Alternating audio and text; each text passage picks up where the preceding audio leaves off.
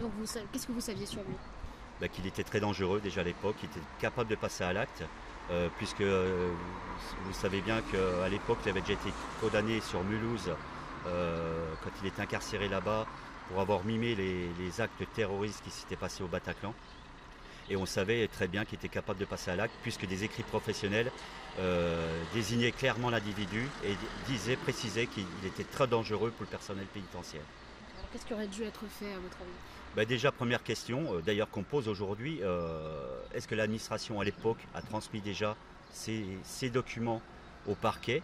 Et si c'est le cas, pourquoi il n'a-t-il pas été poursuivi pour ces faits?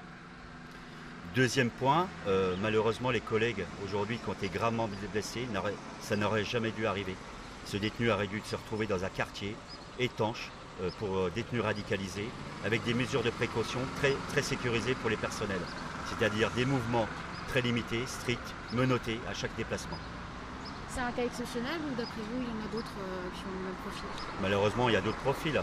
Aujourd'hui, s'il n'y a pas un changement politique radical, malheureusement, demain, on va se retrouver encore des situations, même peut-être plus dramatiques. Donc aujourd'hui, on demande, on exige que tous ces profils de détenus, il y ait des quartiers spécifiques, avec une gestion spécifique. Nous avons affaire à des faux, voilà, et il faut protéger les personnels pénitentiaires. Quand je dis protéger, aujourd'hui on n'a aucune protection. Ces détenus doivent être, comme je vous le disais tout à l'heure, avoir des mouvements très limités, des visites très limitées, très encadrées, fouillées, menottées, et les personnels équipés.